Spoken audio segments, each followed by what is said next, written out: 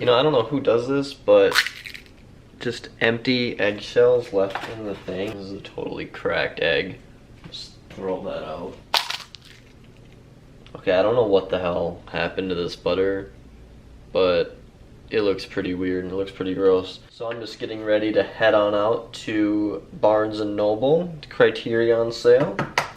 Do a little bit of a ride along, but I need breakfast before I can do that. So I'm gonna make some scrambled eggs. This right here is a tutorial for how to make eggs in less than 5 seconds. So you ready?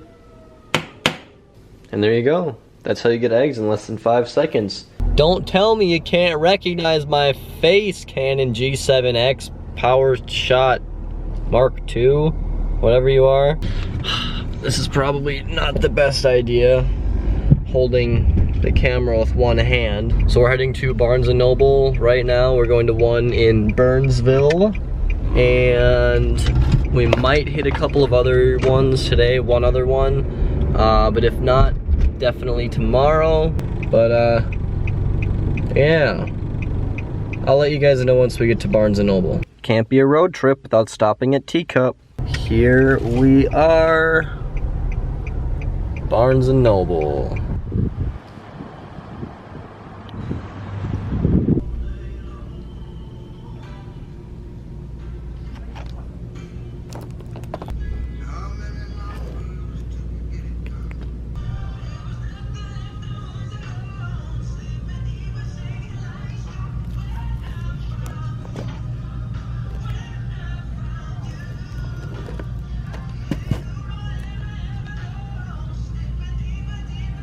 Alright, so I'm back from Barnes & Noble. I'm just sitting in my car now. I'm going to try to make this really quick because 1, it's really hot and I am just super uncomfortable right now.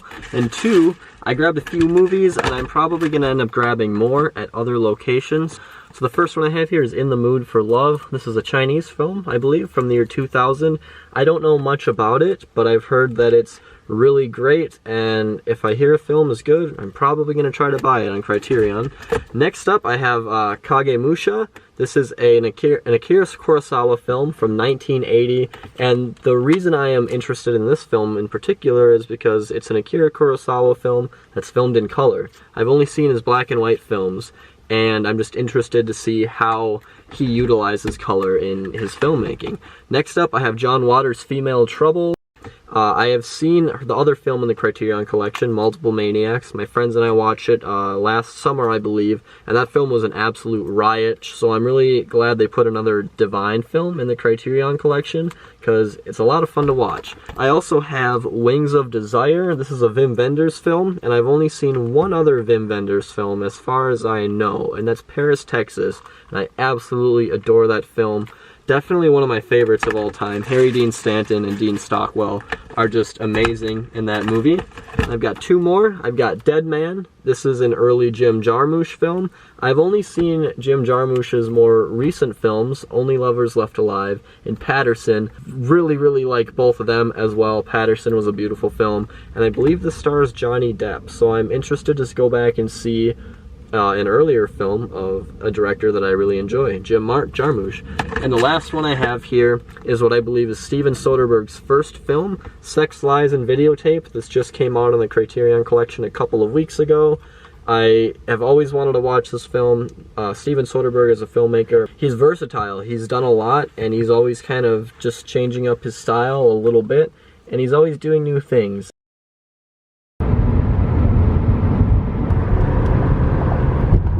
We're going to the Mall of America here in sunny Minnesota.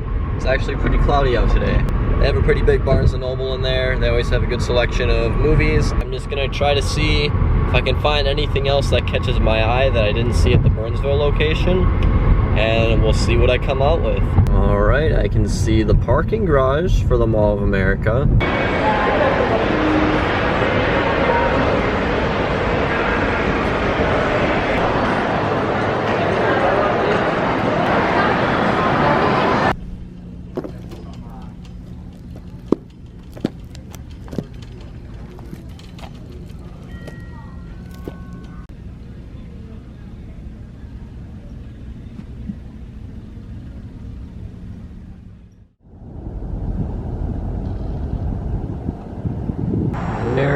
The last surviving Sears.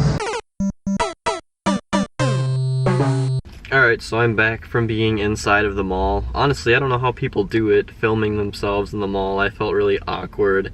I don't know, props to you guys who are able to do that without feeling strange.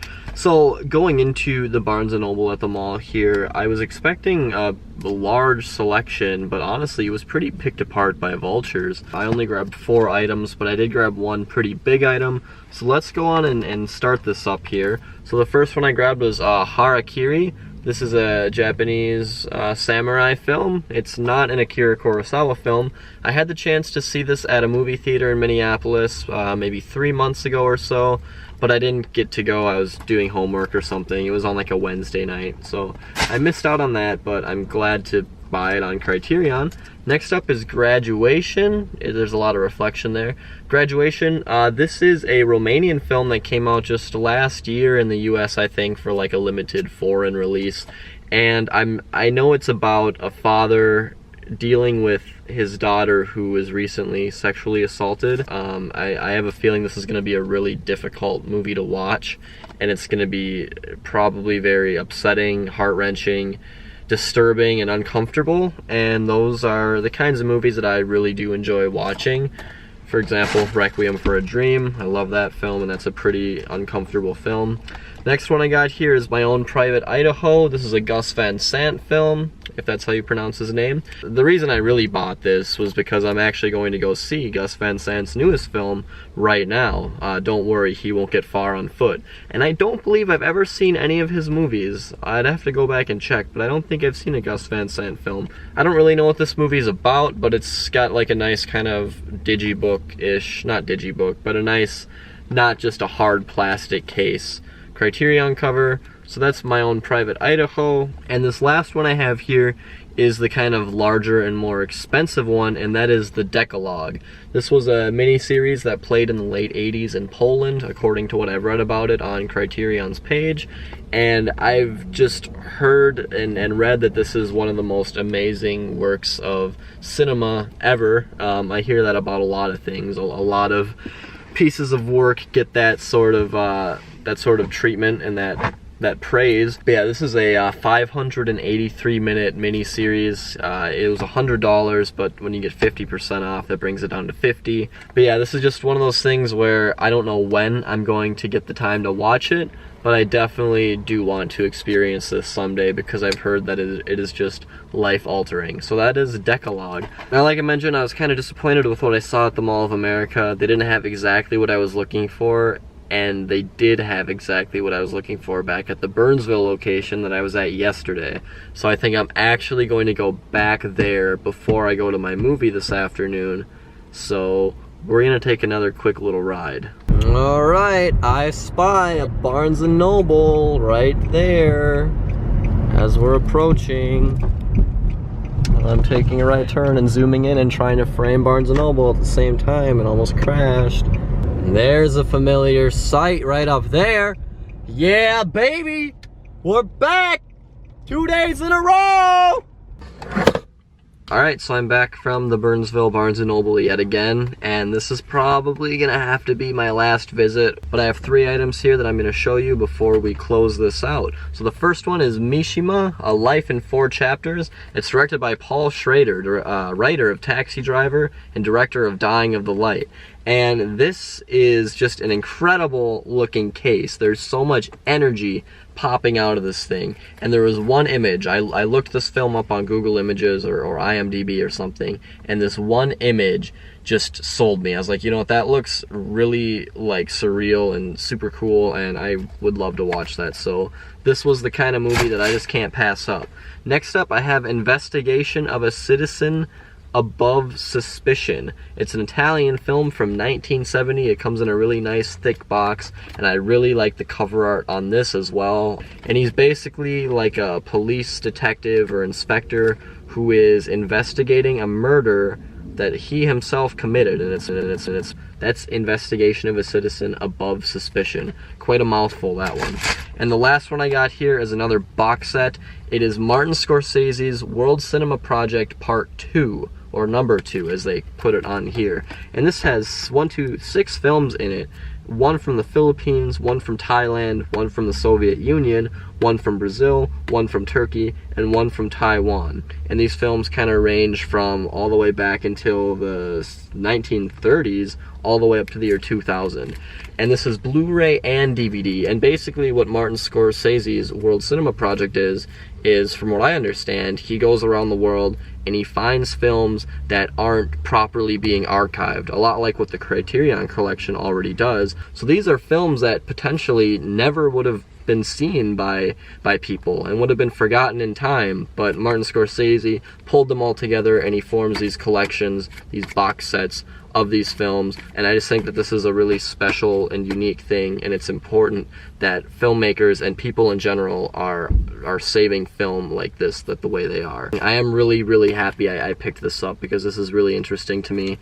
And that's pretty much everything that I'm going to do for this week. I know the sale ends on Sunday. I might run back and try to get a couple of things before the sale ends on Sunday, but as of right now, there are definitely things I still want, but I'm just gonna have to stop. So if all of you enjoyed this trip and this Barnes & Noble hunt, then you can go up here and hit the subscribe button. I'm sure I'll be doing more videos like this sometime, along with other videos. I'm gonna get going. It's really hot. I hope you guys enjoyed this, and I will talk to you later.